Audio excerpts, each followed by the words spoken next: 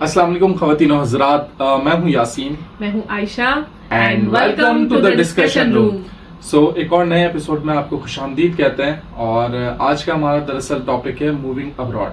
ठीक है, moving abroad में जाहिर सी बात है दुनिया में बहुत सारे ममालिक हैं और हर जगह जाने की अलग अलग रिक्वायरमेंट्स हैं। तो this is not just about the requirement but एक प्रोसेस कि आपको अगर अपने मुल्क से बाहर जाना है तो क्या थॉट प्रोसेस होते हैं, decision making power, risk taking.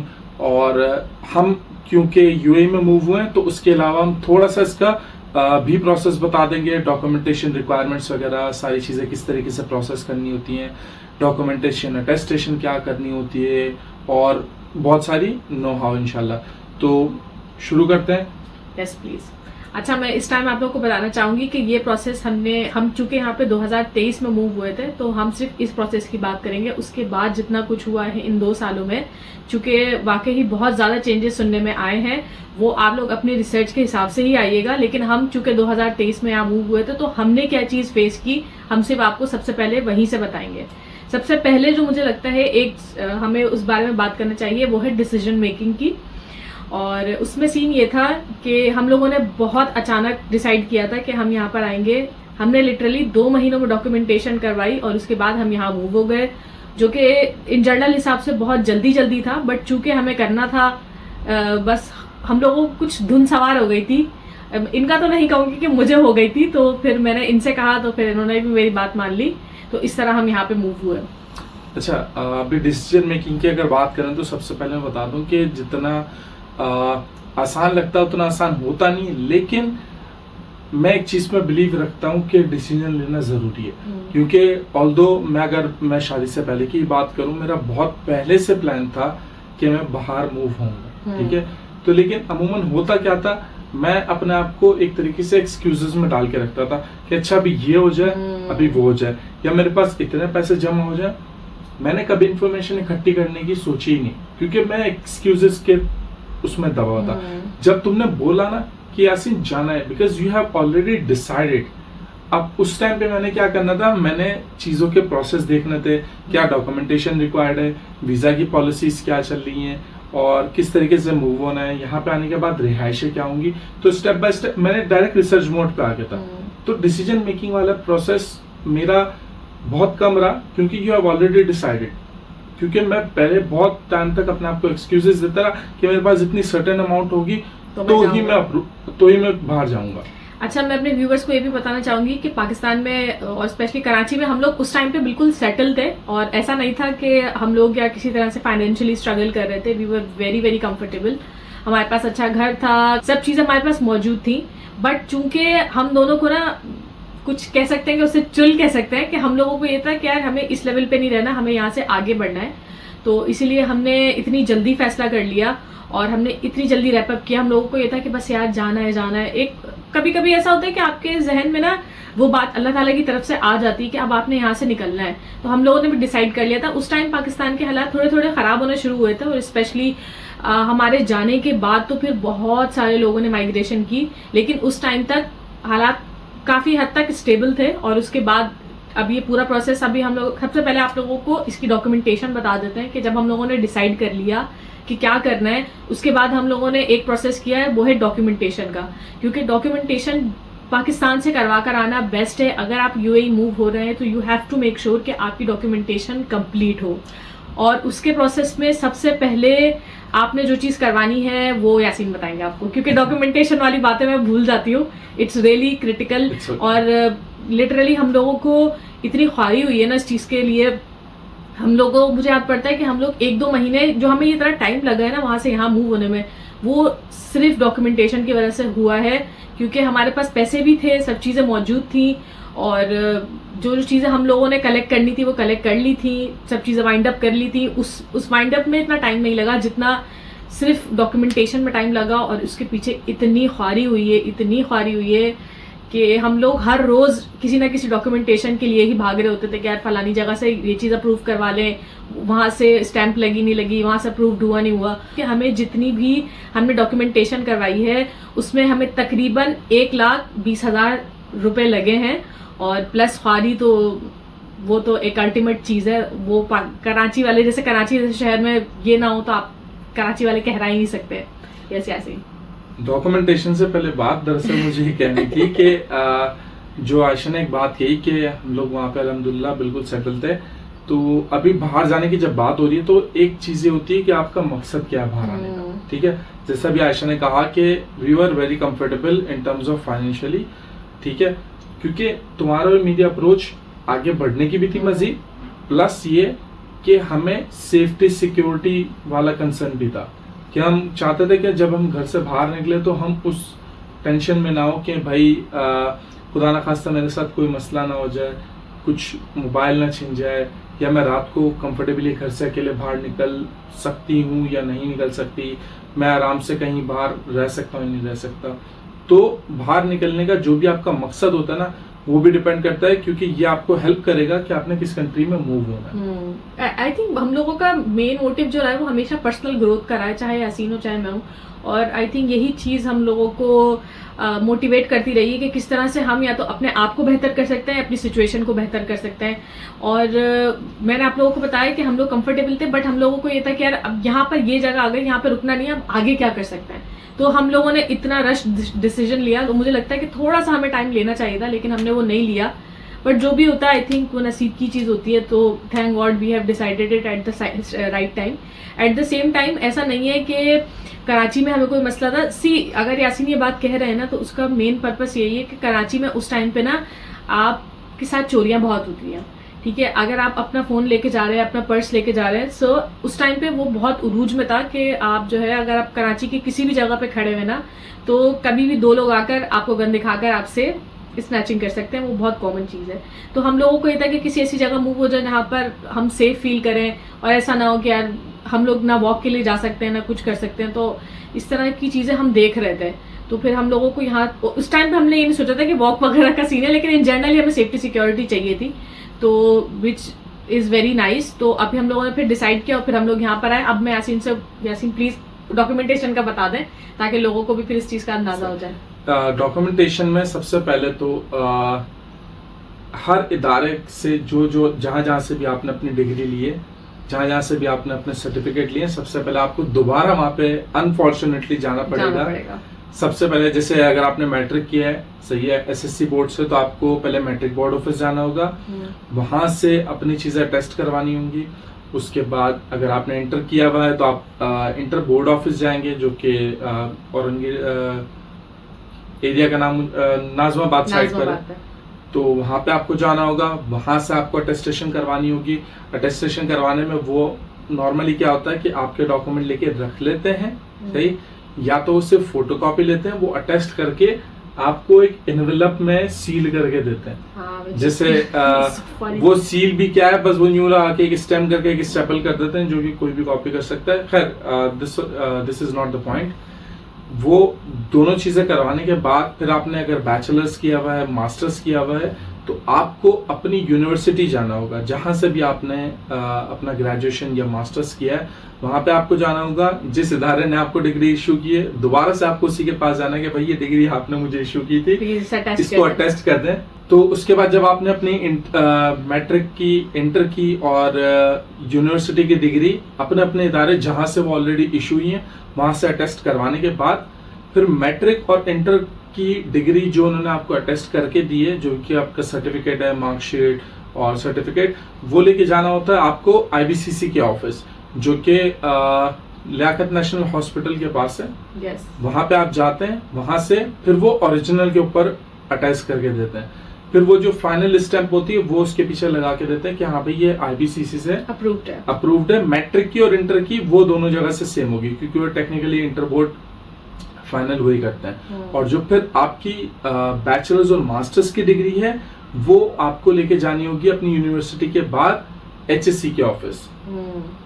वहां से अटेस्ट करवाने के लिए सबसे पहले आपको अपॉइंटमेंट बुक करना होता है। उनकी वेबसाइट पे जाके आपको अपनी सारी बेसिक डिटेल फिल करनी होती है और अपने डॉक्यूमेंट्स अपलोड करने होते हैं। फिर आपको एक अपॉइंटमेंट डेट मिलती है। उस अपॉइंटमेंट डेट पे आपको एचएससी के ऑफिस जाना है और फिर वहां जाने के बाद ये वाला काम हाथ के आते हैं। वहां पे जाने के बाद आपने टोकन लेना है और अपने डॉक्यूमेंट सबमिट करने का इंतजार करना है। फिर एक काउंटर होगा, जब आपका नंबर आएगा वहां पे डॉक्यूमेंट सबमिट करने के बाद आप बैठ जाएंगे, ठीक है। वो उसके बाद डॉक्यूमेंट लेने के बाद उसकी स्क्रूटनी करते हैं, स्क्रूटनी करने के बाद आप इंतजार करते हैं, फिर वो इंटरनली वो एक दूसरे को ट्रांसफर कर रहे होते हैं। फिर फाइनल डिपार्टमेंट जो भी उस पर स्टैंप लगाएगा वो आपका नेम कॉल आउट करेगा, उस पर स्टैंप लगाएगा, स्टिकर लगाएगा और वो आपको दे देगा। अब ये हो गई सारी डॉक्यूमेंटेशन जिस इदारे ने, जो कि फाइनल हेड इदारे थे, वहां से भी अटेस्ट हो गए। उसके बाद नेक्स्ट स्टेप ये आता है, 2 चॉइसेस आपके पास होती हैं। अब ये डिपेंड करेगा कि आप किस कंट्री जा रहे हैं, ठीक है। लेकिन किसी भी कंट्री जा रहे हैं तो इन सब जगह से करवाने के बाद आपको मिनिस्ट्री ऑफ फॉरेन अफेयर, जिसको शॉर्ट में हम मोफा कहते हैं, वहां पे जाना होगा। वहां पे जो कि एफटीसी बिल्डिंग में है, वहां पे जाने के बाद आपने जितने भी अपने डॉक्यूमेंट्स अटेस्ट करवाए हैं, एजुकेशनल डॉक्यूमेंट, ये आपको वहां से अटेस्ट करवाने होंगे along with the other documents as well. For example, अगर आप ड्राइविंग की जॉब के लिए आ रहे हैं तो आप अपना ड्राइविंग लाइसेंस वगैरह ये सारी चीजें भी अटेस्ट करवा के रखें। अगर आप एज अ कपल यहाँ पे आ रहे हैं और इवन इन द फ्यूचर आप अपनी वाइफ को बुलाने का यहाँ पे सोच रहे हैं, तो आप अपने मैरिज सर्टिफिकेट, जो कि नादरा से इशू हुआ हुआ है, कंप्यूटराइज निकाहनामा नहीं, मैनुअल चीज नहीं, जो कि आपका कंप्यूटराइज मैरिज सर्टिफिकेट होगा, वो भी आपको अटेस्ट करवाना होगा, ताकि जब इन फ्यूचर आप अपनी वाइफ को स्पॉन्सर करना चाहेंगे तो फिर ऐसा ना हो कि आपके पास वो अटेस्टेड ना हो, तो फिर प्रॉब्लम हो जाएगी। तो एजुकेशनल डॉक्यूमेंट, आपकी आइडेंटिटी से रिलेटेड डॉक्यूमेंट, ये सारी चीजें आपने फिर मोफा से फाइनली तौर पर अटेस्ट करवानी है, ठीक है। जब ये पाकिस्तान से सारी अटेस्टेशन हो गई, अब now the next step is कि आप किस कंट्री जा रहे हैं। क्योंकि हम यूएई मूव हुए हैं तो मैं यूएई का आपको अगला स्टेप बताता हूँ। उसके बाद आपके पास 2 ऑप्शंस होते हैं। एक तो ये जो इस्लामाबाद में यूएई की एम्बेसी, आप वहां पे डॉक्यूमेंट्स वगैरह भिजवाएं, या डिफेंस फेज 5 में उनकी काउंसलेट है, वहां पे डॉक्यूमेंट्स भिजवाएं और वहां से सारे डॉक्यूमेंट दोबारा से अटेस्ट करवाएं, ठीक है। उसके बाद लेकिन ये ऑप्शन आप स्किप कर सकते हैं अगर आप यहाँ पे आ रहे हैं फौरन। तो हमने क्या किया था, हमने ये वाला ऑप्शन स्किप किया था, क्योंकि मेरी रिसर्च के मुताबिक 2 ऑप्शंस होते हैं आपके पास। फिर हम यहाँ पे आ गए। यहाँ पे आने के बाद वो सारे डॉक्यूमेंट हम जो यहाँ पे दुबई में बुर्जुमन के पास पाकिस्तान काउंसलेट का ऑफिस है, हम ये सारे डॉक्यूमेंट लेके वहां गए। फिर हमने वहां से अटेस्टेशन करवाई। यहाँ पे आने के बाद भी आपको यहाँ पे भी अपॉइंटमेंट लेना पड़ता है। पहले अपॉइंटमेंट लेने के बाद आप जाते हैं, अपने सारे डॉक्यूमेंट सबमिट करते हैं और फिर जो भी वहां पे प्रोसेस होता है, सबमिट करना, फीस पे करना, ये सारी चीजें आप सबमिट करके फिर अपने डॉक्यूमेंट्स अटेस्टेशन का इंतजार करते हैं। जब आपके डॉक्यूमेंट अटेस्ट हो जाते हैं, now comes the final step, जो कि है ministry of foreign affair UAE. जो हमने पाकिस्तान की मोफा से करवाई थी, वो पाकिस्तान की फॉरेन अफेयर मिनिस्टर थी। अब यहाँ पे ये सबसे लास्ट वाला प्रोसेस सबसे इजी है, क्योंकि इसमें आपको एक बहुत सिंपल सी चीज करनी है। क्योंकि दुबई में सारी चीजें डिजिटल हैं, तो आपने सिर्फ इनकी एप्लीकेशन डाउनलोड करनी है, MOFA ministry of foreign affair, जो कि आपको गूगल प्ले स्टोर या ऐप स्टोर से मिल जाती है। आपने डाउनलोड करने के बाद उस पर आपने सिंपली बेसिक डिटेल डाल के रजिस्टर करना है। वहां पे ऑप्शन सर्विसेज में आपको दिखेगा अटेस्टेशन का। अटेस्टेशन में फिर आप स्टेप बाय स्टेप वो सारी चीजें फॉलो करते जाएंगे और वहां पे भी इवेंचुअली आपको दिखेगा कि आपको दोनों में से आपके होम कंट्री की काउंसलेट या फिर यूएई की पाकिस्तान काउंसलेट, इन दोनों में से किसी एक जगह से अटेस्टेशन करवानी, जो कि हमने यहाँ से करवाई थी। सारी डिटेल फिल करने के बाद आप थ्रू कार्ड पेमेंट करेंगे। पेमेंट करने के बाद जो आपने एड्रेस और कॉन्टैक्ट नंबर डाला है, वो डिलीवरी कंपनी आपके पास खुद चल के आपके दरवाजे पे आएगी, आपसे सारे डॉक्यूमेंट लेगी, आपके सामने उसको एक सील्ड एनवेलप में डाल के उसको सील करेगी और आपको प्रूफ दिखा देगी कि सारे डॉक्यूमेंट अब सील्ड हो चुके हैं, इसको बीच में कोई खोल नहीं सकता, अब मोफा इसको खोलेगी। वो सारे डॉक्यूमेंट लेके मिनिस्ट्री ऑफ फॉरेन अफेयर के ऑफिस जाएंगे। अगर आपने एक्सप्रेस सर्विसेज लिए तो आपको सेम डे मिल जाएगा, शाम को मिल जाता है। अगर आपने इवन की जनरल सर्विसेज भी लिए तो आपको 3 दिन में मिल जाएगा। सारे डॉक्यूमेंट्स वहां पे जाएंगे। एक्सप्रेस से रिकमेंड करूंगा क्योंकि पैसों का ज्यादा फर्क नहीं है, सही है। जब आप उस पे सारी चीजें फिल आउट कर देंगे, वो आके आपसे कलेक्ट करके चले जाएंगे। क्योंकि हमने भी एक्सप्रेस किया था तो मैं एक्सप्रेस का बताया था, हमने सुबह डॉक्यूमेंट्स दिए, वो शाम को सील्ड फॉर्म में हमें वापस मिल गए, कि बीच में से कहीं किसी ने खोले ना हो या कुछ ना हो, और वो हमें मेक श्योर उस पर नोट लिखा हुआ होता है कि देख लें कि ये सील्ड है या नहीं है। तो वो रिसीव किया, सील्ड हुआ, उसको खोला, उसके अंदर से सारे डॉक्यूमेंट निकाले, they were all attested by move of UAE. अच्छा, मैं ये बात बताना चाहूंगी कि हम लोगों ने चूंकि कराची में इतने धक्के खा लिए थे, और उसके बाद जब हम यहाँ पर आए और हमारा आखिरी काम इतना जल्दी हो गया ना, हम लोग इतना खुश थे भाई। नहीं पता है, देखो मैं हकीकत बता रहा हूँ, क्योंकि अब जब यहाँ के अटेस्टेशन की बात आई, क्योंकि देखो पाकिस्तान काउंसलेट जा रहे हैं, वो है तो पाकिस्तानी इदारा, इसलिए वहां पे भी सेम सिनेरियो पाकिस्तान वाला हुआ। सही है कि बैठो, इंतजार करो, अपॉइंटमेंट लो, वहां पे जाओ, वो आपको इंतजार करवाते हैं। जब हम यहाँ की गवर्नमेंट की चीज की यूज करते हैं मोफा, तो उन्होंने इस चीज को बहुत ज्यादा डिजिटल किया हुआ, तो इसलिए हमें परेशानी बिल्कुल भी नहीं हुई थी।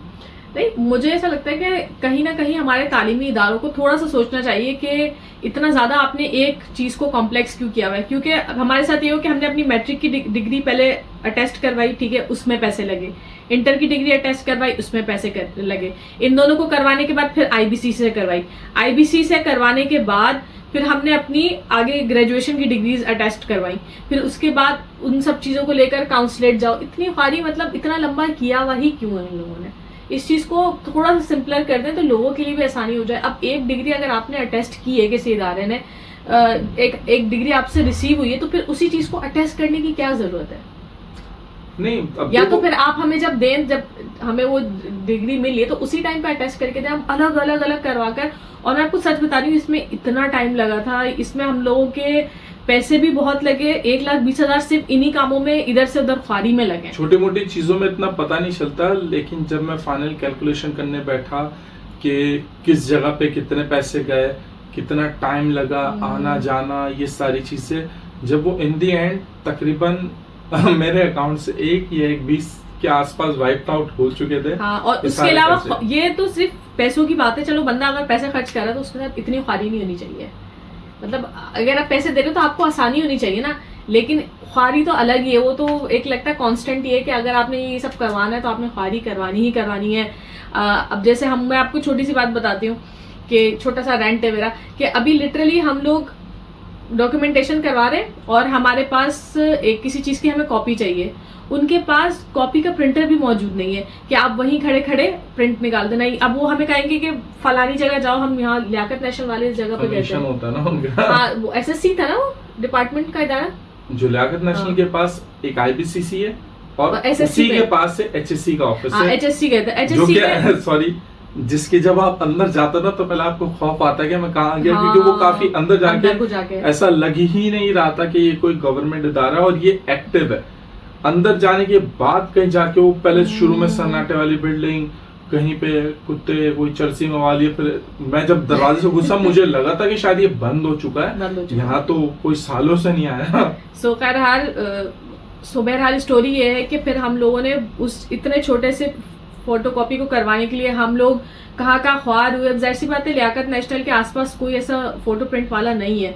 फिर इतनी मुश्किलों से अल्लाह करके उसको ढूंढा, फिर वहां से फोटो स्टेट करवाई, और लिटरली 2 रुपए की फोटो स्टेट थी, उसके पीछे हम लोग इतना ख्वार हुए ना भाई, उसको मिलकर ही नहीं दे रहा था। पता नहीं क्या सीन था उसका। नहीं, सीन ये था, मैं तुमने कहा था कि ऐसे में यहाँ पे जो भी लाइन में ये करती हूँ, मैं बाहर गया था फोटोकॉपी करवाने।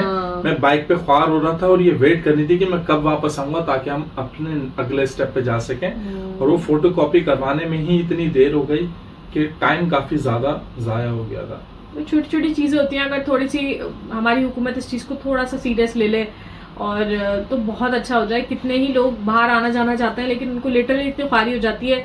एक तो हमारे पास थोड़ा सा एक्सपीरियंस नहीं है चीजों का, ऊपर से इतनी छोटी छोटी चीजों पे इतनी ख्वारी करवा रहे हैं, पैसे आपके अलग लग रहे हैं, आप जलील अलग हो रहे हैं, तो इस बात की कोई तुक नहीं बनती, टू बी ऑनेस्ट। देखो, ये तो फिर बता दिया कि मैं सिर्फ कराची यूनिवर्सिटी की बात करूं। जब तुम्हारी डिग्री की बात आई थी तो उन्होंने इतना ख्वार और जलील करवाया था, क्योंकि एक बंदा कह रहा था उस जगह पे जाओ, दूसरा बंदा कह रहा था फलानी जगह पे जाओ, तीसरा बंदा, और कराची यूनिवर्सिटी जो कि वहां पे गए हैं या वहां से उन्होंने अपना ग्रेजुएशन या मास्टर्स किया, तो उनको पता होगा कि वो कराची यूनिवर्सिटी इंटरनल पूरा खुद शहर है, तो एक जगह से दूसरी जगह पे भी काफी ज्यादा डिस्टेंस होता है, तो हम लोग काफी अंदर में ख्वार हुए थे। उसके बाद जब कहीं जाके मुझे थोड़ा गुस्सा आया था, मैंने थोड़ा सा जो वहां पे काउंटर है उसको बोला था, तब उसने कहा था कि अच्छा लाइन दिखाए कर ले, वरना वो हमें कंटिन्यूसली जलील ही करने पे तुले हुए थे। कोई प्रोसेस लिखा ही नहीं था। बहुत मसले हुए यार, अगर आपके पास नॉलेज नहीं है ना तो बड़ी मसले हो जाता है। अब तुम सोचो ना, एक बंदा जो सीधा साधा सा है, उसको नहीं है इतनी नॉलेज, वो कितना ख्वार होता होगा। हम तो फिर भी पढ़े लिखे थे, थोड़े स्मार्ट थे, तो हम लोगों की भी अच्छी खासी ख्वारी हो गई। जो बेचारे भोले भाले लोग होते हैं वो कितना ख्वार हो जाते हैं छोटी छोटी चीजों पे। वो हकीकत में कितने लोग मेरे पास में एक तो इन चीजों में 10 मैनुअल तरह के फॉर्म वो भरवाते हैं। मैं वहां पे पेन से फॉर्म भरना हो तो लोग मेरे पास आके पूछ रहे क्या हो रहा है क्या नहीं हो रहा, कि भाई ये चीज मैं कहाँ से करवाऊं, क्योंकि वो लोग प्रॉपर गाइड नहीं करते। तो इसलिए बंदे क्या करते हैं, आपस में ही कम्युनिकेट करने की कोशिश करते हैं, क्योंकि एक बंदा उस प्रोसेस से गुजर गया तो ये मुझे एटलीस्ट डायरेक्ट बता देगा। हालांकि वो जो जॉब कर रहे हैं वहाँ पे, ये उनकी रिस्पॉन्सिबिलिटी है। जो रिसेप्शनिस्ट या हेल्प डेस्क स्टाफ है, ये उनकी रिस्पॉन्सिबिलिटी है कि या तो पूरा प्रोसेस लिख के लगा के रखें, या अगर वो बंदा कोई मैनुअली बात करके पूछ भी रहा है तो इसको प्रॉपर तरीके से गाइड करें। ये फलाना काउंटर पे जाओ, ये ढमकाना काउंटर पे जाओ, इधर जाओ, वो शफीक भाई वहां बैठे होंगे, अच्छा नहीं वो तो अभी लंच पे गए हुए हैं या वो चाय ब्रेक पर हैं। और वहां पे अगर किसी आप सही काउंटर पे पहुंच भी जाओ तो वो भी काफी देर लगाते हैं, फोन पे लगा हुआ होगा, इधर उधर बातें करेगा, सीट से उठ के चले जाएंगे रैंडमली। सो देयर इज पूछ गुछ नहीं है, तो इसीलिए बस इन सारी चीजों। अच्छा खैर, अब ये तो हो गई डॉक्यूमेंटेशन से रिलेटेड बातें। बहुत सारे की एक्सपेक्ट ऐसे भी हैं कि डिसीजन मेकिंग के हमने ऊपर बात कर ली और ये डॉक्यूमेंटेशन के ऊपर ऐसे बात कर ली। अब आते हैं असल मैदान पे, क्योंकि यहाँ पर आपने ये सब चीजें करवाई, आप ख्वार होकर यहाँ पर आ रहे हैं, तो आप समझ रहे हैं कि भाई यहाँ तो आके आपकी मौज हो जाएगी। तो ऐसा भी नहीं होगा। अगर आप वहां से यहाँ यूएई आ रहे हैं तो be prepare yourself. Whether you are educated तो आपको थोड़ी आसानी होगी, और अगर आप लेबर हैं तो इतना आपके साथ होगा ना, फिर आपको ख्वारी बहुत होगी। चाहे आप पढ़े लिखे हो या ना हो, यहाँ पर आके ख्वारी मिलती है। अच्छा, अब जो सारी चीजें हमने डिस्कस कर ली, तो अब जो यहाँ पे निकलने का जो स्टेप है, ब्रेस योरसेल्फ। एक छोटी सी बात बताना चाहूंगा, इमिग्रेशन, पाकिस्तान इमिग्रेशन। जब आप निकल रहे होते हैं अपने मुल्क से, वो लिटरली आपसे इस कदर डोमेस्टिक, क्योंकि मैं कई दफा ट्रेवल कर चुका तो इमिग्रेशन का ताल्लुक नहीं रहा, ठीक है। अब मैं यहाँ पे आ रहा था, मैं फर्स्ट टाइम मैंने इंटरनेशनल ट्रैवल किया, सो आई वाज रियली स्कैप, मतलब थोड़ा सा मुझ पे प्रेशर था कि पता नहीं यार इमिग्रेशन वाले, क्योंकि मेरे जितने भी दोस्त अहबाब या कोई भी कहीं बाहर जाता था, मैंने सबसे ये सुना था कि ये लोग फजूल की बहुत ज्यादा चीजों में लंबी करते हैं। वो तो शुक्र है कि मेरे साथ मेरी वाइफ थी तो वो कम हुई। अगर मैं अकेला जाता तो वो बहुत सारी प्रॉब्लम क्रिएट करते हैं, बहुत अजीब अजीब तरह के सवाल पूछते हैं, सही है। और मेरी वाइफ के साथ होने के बावजूद ये इमिग्रेशन से क्रॉस हो गए, ये वहां पे मेरा इंतजार कर रही है, मैं इमिग्रेशन में उनके सवाल जवाब में ही लगा हुआ कि क्यों जा रहे हो भाई, इसलिए जा रहे हैं। तो मतलब वो कुछ ऐसे, ठीक है आपका काम है कुछ बेसिक सी इंफॉर्मेशन एक्सचेंज करना, एक तो ये एयरपोर्ट पे जाने के बाद सारी चीजें डिजिटल होने के बाद मुझे फजूल में टिकट की भी, वीजा की भी फिजिकल कॉपीज लेके जानी पड़ रही। और मैं एहतियातन, मुझे पता था इन इदारों का, तो मैं तकरीबन 4 से 5 कॉपीज हर चीज की लेके गया। And that was stupidity. मुझे लगा था कि बहुत स्टूपिड आइडिया है कि यार मेरे पास टिकट है, पीडीएफ फॉर्म में पड़ा हुआ है, वो उस पे बार कोड, क्यूआर कोड सब कुछ है, वो स्कैन करेंगे सब कुछ होंगे। नहीं भाई, वीजा की भी उनको फिजिकल कॉपी चाहिए, टिकट की भी फिजिकल कॉपी चाहिए, and for no such reason वो 1-2 कॉपीज रख लेते हैं कि यहाँ पे सबमिट कर दो। I don't know why process. खैर उसके बाद बोर्डिंग पास वगैरह, बहरहाल इमिग्रेशन क्लियर हुई, वहां से निकल गए। जब दुबई में लैंड किए तो बहुत एक अलग फीलिंग थी।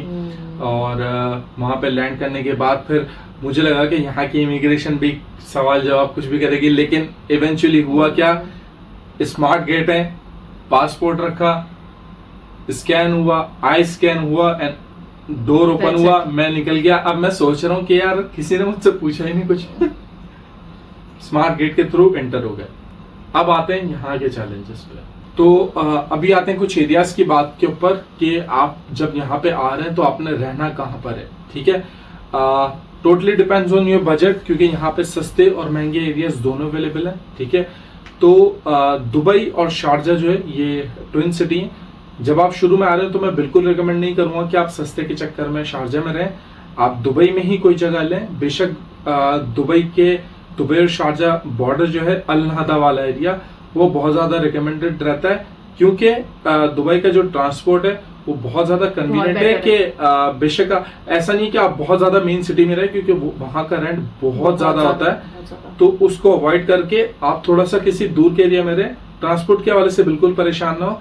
ट्रांसपोर्ट आपको दुबई में आप गूगल मैप पे लोकेशन डालेंगे, वो पूरा का पूरा आपको गाइड कर देगी कौन से बस में कितने बजे बैठना है। वो बस आपको मेट्रो स्टेशन पे छोड़ेगी और मेट्रो स्टेशन पे आपको इंतजार भी नहीं करना होता। वो लिटरली हर 3 मिनट में एक मेट्रो गुजर रही होती है, तो मेट्रो स्टेशन में वो बहुत ज्यादा कन्वीनियंट है।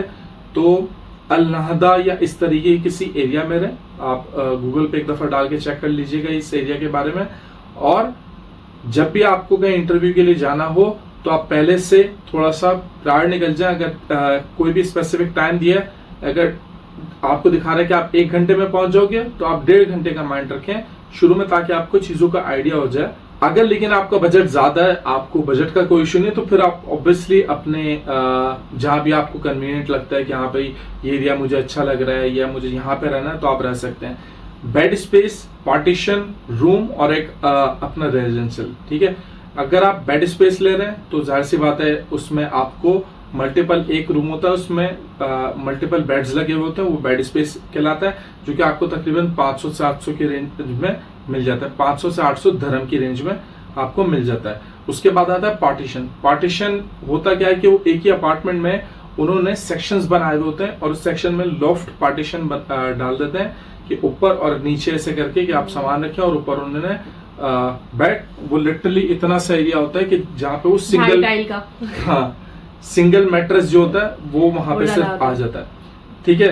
तो उसकी रेंज होती है तकरीबन 1000 से 1200-1500 के दरमियान, डिपेंड्स के किस एरिया में। फिर तीसरी चीज आती है शेयरिंग रूम। अब शेयरिंग रूम में जैसे किसी के पास 2 BHK अपार्टमेंट है, 3 BHK अपार्टमेंट है, सो व्हाट दे डू कि वो अपने 1 या 2 रूम किसी और को रेंट आउट कर देते हैं, जिसमें किचन आपका शेयर्ड होता है और वॉशरूम प्राइवेट होता है आपका। वॉशरूम प्राइवेट होता है, लेकिन किसी जगह पे अगर अटैच वॉशरूम नहीं है तो वॉशरूम भी शेयरिंग पे आपको लेना पड़ता है। उसके बाद अगली चीज आती है कि आपका अपना अपार्टमेंट। शुरू में आप आके अपना अपार्टमेंट नहीं ले सकते, क्योंकि वो यहाँ पे एक पूरी फॉर्मेलिटी है कि आपको एनुअल रेंट ही पे करना होता है। यहाँ पे मंथली रेंट का हिसाब किताब नहीं होता। यहाँ पे 4 से 6 चेक वाला सीन है। हाँ, यहाँ पे एनुअल कॉन्ट्रैक्ट होता है कि आप जब भी कोई अपार्टमेंट लेते हैं तो आपको 1 साल के लिए लेना होता है, और वो आप चेक्स में पेमेंट करते हैं, 4 या 6 चेक्स में। ऑब्वियसली जब तक आपके पास यहाँ की रेजिडेंसी नहीं, यहाँ की एमिरेट्स आईडी नहीं है, तब तक आप वो ले नहीं सकते। तो शुरू में आपको एटलीस्ट शेयरिंग रूम में ही गुजारा करना होगा।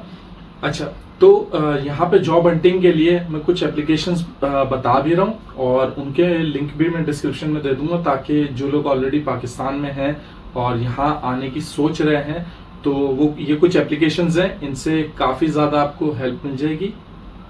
जॉब रिलेटेड भी आप वहां से बैठ के भी जॉब अप्लाई कर सकते हैं, लेकिन इवेंचुअली इंटरव्यूज वगैरह ये लोग प्रेफर करते हैं जो ऑलरेडी यूएई में हो। लेकिन इसके अलावा भी कुछ एप्लीकेशन है जो कि आपको बहुत ज्यादा हेल्पफुल होंगी। जैसे एक है डुबिजल ऐप, ठीक है। डुबिजल पे आपको रेंट पे रूम, पार्टीशन या बेड स्पेस, जो भी आपका प्रेफर्ड लिविंग एरिया हो जहां पे आप जाना चाह रहे हो, वो आपको मिल जाएगी। उसमें आप पहले से ही किसी से बात करके, मैंने पहले से ही बुक करके रखा था, मैंने 2-3 लोगों से बात करके रखी थी, ताकि जब मैं यहाँ पे लैंड करूँ तो मुझे रहने की परेशानी ना हो, क्योंकि होटल बहुत ज्यादा एक्सपेंसिव होते हैं। शुरू में जब आप आ रहे होते हो तो आपका वैसे ऑलरेडी बजट टाइट होता है, तो मेरा नहीं ख्याल कि आपको होटल एक्सपेंसिस पे इतना ज्यादा अमाउंट वेस्ट करनी चाहिए।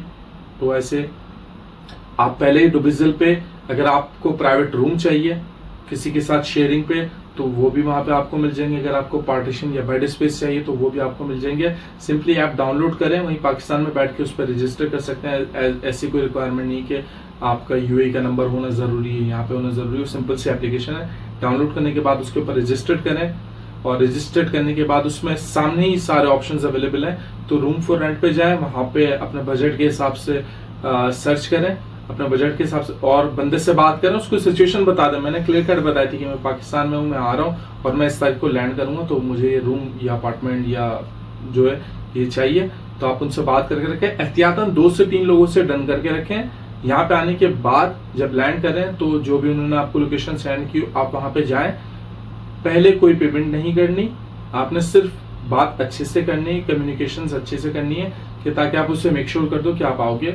पेमेंट आपने शुरू में बिल्कुल भी नहीं करनी किसी को, क्योंकि ऐसा ना हो कि आप पेमेंट करते हो और फिर यहाँ पे आने के बाद वो बंदा आपका फोन ही ना उठाए और ये सारी चीजें। तो इससे बेहतर ये कि बस आपने पेमेंट कोई नहीं करनी, आप बात करके रखें। जब बात कर लें उसके बाद आप लोकेशन पे जाएं, फिजिकली आप एक दफा देख लें कि हाँ भाई मुझे यहाँ पे टाइम गुजारना है, is this convenient for me और नॉट। तो अगर आपको मुनासिब लगता है देन पे देम, अगर आपको मुनासिब नहीं लगता तो आपने जो दूसरे बंदे से बात की है उसके पास चले जाएं। अपनी प्रायोरिटी सेट कर ले कि मैं पहले ये वाली जगह देखूंगा, दूसरे पे वाली, तीसरे पे वाली। अगर कुछ भी मुझे समझ नहीं आया तो एक दो दिन का होटल आप बुक कर लो। फिर अगर आपको तीनों ऑप्शंस आपके कोई भी समझ में नहीं आ रहे, फिर होटल में बुक करने के बाद आप जल्दी से यहाँ पे, लेकिन मुझे नहीं लगता, क्योंकि यहाँ पे रूम्स, बेड स्पेसेस और पार्टीशन आपको हाथ के हाथ मिल जाते हैं, तो उसके लिए इतनी परेशानी नहीं होती। आप बात करो, हाथ के हाथ पैसे दो, जस्ट गेट सेटल है, ठीक है। तो इससे आपको, इसके अलावा दूसरी और भी एप्लीकेशंस हैं जैसे बेयूट वगैरह, और जॉब सर्चिंग के लिए आपको सबसे ज्यादा रिकमेंड मैं करूंगा इंडीड और लिंक्डइन, और इसके अलावा एक और एप्लीकेशन है नौकरी गल्फ। ये 3 साइट्स हैं जिसपे आप अपना अकाउंट बना के वहां से पाकिस्तान में ही बैठ के जॉब्स के लिए अप्लाई भी कर सकते हैं, और यहाँ पे आने के बाद भी आपको इन्हीं पे ही ज्यादा काम करना होगा। और एप्लीकेशन बनाने के बाद सीवी का फॉर्मेट अपना जो है बिल्कुल सिंपल और मिनिमल रखें, क्योंकि यहाँ पे इतनी ज्यादा डिजाइनिंग वाली सीवी है जो बहुत सारे लोग कलरफुल ये सारी चीजें बना देते हैं, वो यहाँ पे बिल्कुल भी रिकमेंडेड नहीं है, क्योंकि यहाँ पे लोग सिस्टम्स वगैरह यूज करते हैं। अगर आपकी सीवी एटीएस फ्रेंडली नहीं है तो ऑब्वियसली सिस्टम ही आपको ऑटोमेटिकली पहले रिजेक्ट कर देगा, क्योंकि जब तक ह्यूमन आई ने उसको देखा नहीं आप उससे पहले रिजेक्ट हो गए। क्योंकि जब आप इंडीड पे, लिंक्डइन पे जब जॉब अप्लाई करने के लिए देखेंगे, आपको अंदाजा होगा कि लिंक्डइन पे एक जॉब 10 मिनट पहले पोस्ट हुई है, and literally you can see that they have already received 1000 application with in 10 minutes, ठीक है। तो इनके पास इतना टाइम नहीं होता कि सीवी मैनुअल तौर पे एक एक की सीवी देखें। एटीएस सिस्टम होता है, ये लोग एटीएस सिस्टम से स्कैन करते हैं सीवी। अगर उनकी जॉब के रिक्वायरमेंट के हिसाब से कीवर्ड्स, एक्सपीरियंस, ये सारी चीजें मैच नहीं करती तो सिस्टम ही ऑटोमेटिकली आपकी सीवी को रिजेक्ट कर देगा। अगर आप कितना भी टैलेंटेड क्यों ना हो, अगर आपकी सीवी सही नहीं है तो इवेंचुअली आप इंटरव्यू गेट तक पहुंच ही नहीं पाते। ये जॉब के लिए हो गए। बाकी इसके अलावा आयशा थोड़ा सा जॉब के अलावा जो चीजें इंटरव्यूज में वो बता रहे हैं। तो इंटरव्यूज का सीन ये होता है कि यहाँ पर ना ऐसा नहीं है कि सब चीजें बिल्कुल वाइट ही वाइट हैं, कुछ चीजें ग्रे हैं और कुछ चीजें ब्लैक हैं। सो जब हम लोग यहाँ पे इंटरव्यूज के लिए आते हैं, यहाँ पर इस तरह का भी सीन होता है कि लोग या तो अगर आप इंटरव्यूज देने जा रहे हैं तो आपसे पहले अगर आपकी जॉब हो गई है, और पहली बात ये है कि आपने ख्वारी तो हर हाल में ही करनी ही होगी, ये मैंडेटरी है, आपने ख्वारी करनी ही करनी है, लाजमी ख्वारी होगी आपकी। और इसके बाद ये है कि अगर आप किसी इंटरव्यू में सेलेक्ट हो गए तो बहुत सारी कंपनीज में जो लोग होते हैं वो आपसे कहते हैं कि आप अपना पासपोर्ट हमें दे दें और उसके बाद जो है ना हम आपका वीजा लगवा देंगे। तो आपने यहाँ पे किसी को पासपोर्ट नहीं देना। अगर वो आपका पासपोर्ट लेकर रख लेते हैं तो यहाँ पर वो हो सकता है उनमें से कुछ कुछ आपका वीजा लगवा भी दें, लेकिन वो 2 साल के लिए फिर आपका पासपोर्ट अपने पास रखेंगे। 2 साल बहुत लंबा अरसा है और आपको नहीं पता कि आगे वाला जो है कैसा है कैसा नहीं है। This is recommended by the government कि यहाँ पर आपने अपना पासपोर्ट किसी को नहीं देना। पहली तो ये चीज हो गई। दूसरी बात ये है कि अगर आप यहाँ पे इंटरव्यूज के लिए जा रहे हैं तो यहाँ पर ऐसी कंपनीज भी हैं जो आपको कहते हैं कि हम आपकी जो है ना जॉब लगवा देंगे और आप जो है ना हमें इतने पैसे दे दें। अगर कोई कंपनी आपसे पैसे मांग रही है आपने वो भी नहीं देना, क्योंकि मेरे साथ लिटरली हो चुका है कि मैं एक जगह इंटरव्यू पे गई थी और वो कंपनी प्रॉपर इंटरव्यू ले रही थी कि भाई अच्छा मेरा इंटरव्यू हो गया। मैं वहां से बाहर आई हूँ, वहां मैंने 2 लोगों को देखा तो उनमें से एक लेडी ने मुझे अप्रोच किया, उसने कहा कि आपसे भी उन्होंने पैसे मांगे। मैंने कहा नहीं, उन्होंने मुझसे तो कोई पैसे नहीं मांगे। फिर उसने मुझे बताया कि इस बंदी ने हमसे 1500 दिरहम मांगे हैं और हमने दे दिए हैं, विच इज लीगल, क्योंकि ये कंपनी जो है जॉब्स लगवाती है। अगर उनके पास जॉब्स होंगी तो वो लगवाएगी और अगर नहीं होगी तो नहीं लगवाएगी। तो दिस इज गवर्नमेंट की आंखों में तो ये जो है लीगल है, लेकिन वैसे उन लोगों को भी पता होता है कि बस पैसे लेके ये लोग रख लेते हैं, आपकी जॉब कहीं भी नहीं लगेगी। ठीक है, तो आपके पैसे भी गए, आपका वीजा भी एक्सपायर होने वाला होगा, आप परेशान हो गए, तो ये वाले स्कैम में भी आपने नहीं पड़ना। तीसरी चीज है ट्रैवल। अगर आप यहाँ पे इंटरव्यूज के लिए ट्रैवल कर रहे हैं, जो कि 100% टाइम है कि आप यहाँ पे ट्रैवल करेंगे ही करेंगे, तो उसके लिए आपने टैक्सी अवॉइड करनी है। ठीक है, क्योंकि इनिशियल टाइम में हो सकता है बहुत सारे लोगों के पास, मेजोरिटी लोगों के पास पैसे नहीं होते, तो अगर आप टैक्सी में जाएंगे तो आपको एक आध राइड जो है ना 100-150 दिरहम लगेगी, विच इज ह्यूज। आपने यहाँ पर एक कार्ड बनवा लेना है, यहाँ पर ट्रेन्स वगैरह चलती हैं, तो उसके लिए आपने कार्ड बनवा लेना है। वो 25 दिरहम का कार्ड सिर्फ एंट्री फीस होती है, और उसमें फिर आप पैसे टॉप अप करवाते रहते हैं। जैसे आप जाते हैं तो उसमें आपको 7 दिरहम आपके किसी भी स्टेशन से आने जाने, सिर्फ जाने के एक जगह के 7 दिरहम आपके लगते हैं, तो विच इज मोर कन्वीनियंट। इसके अलावा बात ये हो गई कि ऐसा भी होता है कि अक्सर आपने इंटरव्यू दे दिया, आपका इंटरव्यू सेलेक्ट हो गया, आपका वीजा जो है लगने वाला है, उसके बाद क्या करते हैं लोग, वो आपको एक अपॉइंटमेंट लेटर देते हैं, उसमें लिखा होता है कि हमने चूंकि आपके वीजा पे 7,000 दिरहम खर्च किए हैं, ठीक है, तो आपने हमें वो चीजें पे बैक करनी है, which is illegal. Visit visa पे मेजोरिटी लोग आए हुए होते हैं, जो कि होता है तकरीबन 1 महीने का या 2 महीने का। ठीक है, 2 महीने का रिकमेंडेड है। 2 महीने का जब आप विजिट वीजा लेके यहाँ पे आते हैं, शुरू में जो मैंने कुछ गलतियां की मैं वो आपको बता देता हूँ ताकि आप उससे बच जाएं। कोई भी कंपनी आपको डायरेक्ट वीजा देना थोड़ा सा, क्योंकि अगर आप फ्रेशर हो तो अवॉइड करती है। उसकी वजह यही कि जाहिर सी बात है वो भी आपको देखना चाहता है, क्योंकि कंपनी इवेंचुअली आपके ऊपर पैसा लगाती है। वीजा यहाँ पे सस्ता नहीं है, वीजा लगाने के लिए कंपनी को एक बड़ी अमाउंट पे करनी होती है, तो वो लोग भी थोड़ा सा देखना चाहते हैं कि आप उनके काम के हो या नहीं हो। तो अगर कंपनी अच्छी है, सारी चीजें हैं, तो एटलीस्ट ज्वाइन देम, ताकि आपकी सैलरी आने लगे और आप उससे वीजा एक्सटेंशन करवा लो। ये बात मुझे पहले नहीं पता थी कि आप वीजा एक्सटेंशन भी करवा सकते हैं आपके अपने विजिट वीजा के ऊपर। 2 महीने का टाइम मैंने अपने आप को डेडलाइन बना के रखा था। मैंने अपने आप को इतना प्रेशर दे के रखा था कि मुझे बहुत ज्यादा एंजाइटी होती थी कि अभी 2 महीने खत्म होने वाले, अब क्या होगा, अब क्या होगा। तो अगर मुझे कहीं जॉब मिल भी रही होती थी तो मैं उसको एक्सेप्ट नहीं करता था, कि वो बोलते थे हम आपको वीजा 3 महीने बाद देंगे या 2 महीने बाद देंगे, इस तरह की चीजें होती थी। तो उसमें आपने करना यह है कि अगर आपको ज्वाइनिंग मिल रही है, अगर आपको सैलरी दे रहे हैं, तो जस्ट ज्वाइन देम, क्योंकि अगर आपके पास इवेंचुअली सैलरी आएगी तो आप वीजा एक्सटेंशन करवा सकते हो, तो आपको इतनी परेशानी नहीं होगी। वो इवेंचुअली आपको 1 आध महीना टेस्ट करने के बाद फिर आपका वीजा ऑब्वियसली प्रोसेस कर देंगे। वीजा प्रोसेस होने के बाद आपको यहाँ की रेजिडेंसी मिल जाएगी। फिर वो जो रेजिडेंसी मिलती है वो 2 साल का वीजा होता है, जिसमें आपको पहले ऑफर लेटर साइन करना होता है, फिर आपका entry permit, visa stamping, medical होता है। यहाँ पे वीजा प्रोसेस में मेडिकल एक मैंडेटरी चीज है, जिसमें आपका एक ब्लड टेस्ट, ये सारे एक्सपेंसेस आपका एम्प्लॉयर बेयर करता है। आप पे देते कुछ जी, किसी भी तरह का खर्चा आपने नहीं उठाना वीजा की कॉस्टिंग में, ये कम्प्लीटली इलीगल है। वीजा की कॉस्ट हमेशा कंपनी को ही बेयर करनी है, और अगर वो आपसे पैसे मांग रहे हैं तो फौरन वहां से चले जाएं। अच्छा, इस पॉइंट में मैं आप लोगों को ये बात भी बताना चाहूंगी कि अगर आप जॉब्स के लिए जा रहे हैं ना, सो मेक श्योर जो भी कंपनी है उसका नाम सर्च करें गूगल पे, आपको वहां पता चल जाएगा कि आया ये कंपनी स्कैम है या नहीं।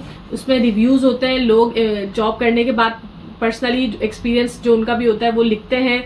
सो जब भी किसी जॉब के लिए अप्लाई करें, उस जाने से पहले, वहां पे अपने पैसे लगाने से पहले, उठने से पहले, कुछ भी करने से पहले, जहां जैसे ही आपको कॉल आया, आपने इंटरव्यू वहां पे टेलीफोनिक इंटरव्यू आपने क्लियर किया, you have to make sure कि आप उसे गूगल कर लें, उसको, उसका रिव्यू, उस कंपनी का रिव्यू देखें, पढ़ें, उसके बाद फैसला करें कि जाना है कि नहीं जाना। इसके अलावा अब हम बात कर लेते हैं सैलरी की।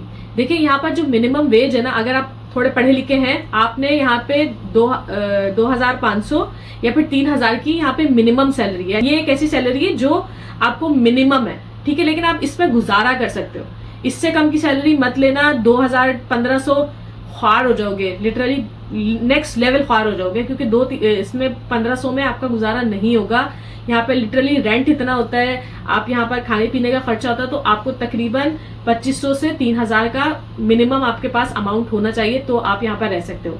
इसमें ये मिनिमम सर्वाइवल है, यानी कि इसमें आप ऐसे 2,500-3,000 ऐसी सैलरी है कि आप इसमें सर्वाइव कर सकते हैं। यहाँ पे बहुत सारे लोगों की इतनी ही सैलरी है। जॉब पाने के लिए लोग बैठे हुए हैं, और शुरू में लोग बहुत कम सैलरी भी ले लेते हैं। अब बेचारे लोग नए नए आए तो उनको पता ही नहीं होता, वो 1200 में भी हाँ कर देते हैं, कहते हैं हाँ ठीक देखो है ठीक है। उसमें अब वही वाली बात है कि दरअसल ये लोग इतना नहीं सोचते, क्योंकि जो पढ़ा लिखा हमारा तबका नहीं, खासतौर पर पाकिस्तान से आता है लेबर तबका ऐसे कुछ, तो इनको क्या लगता है बस ये पाकिस्तानी रुपीस में कन्वर्ट करके देख रहे होते हैं, ओ भाई मुझे 1300 दिरहम, ओ भाई ये तो 1 लाख के आसपास है।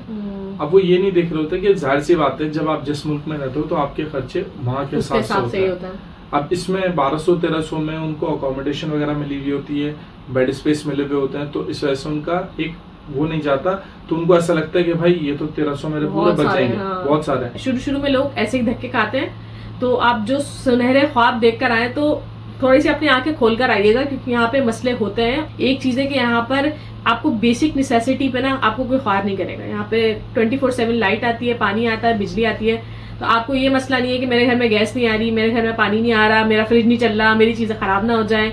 इस तरह का कोई भी सीन आपको यहाँ पर नहीं होगा। अगर आप स्टूडियो भी लेते हैं तो आप बहुत सुकून से यहाँ पे जिंदगी गुजारेंगे।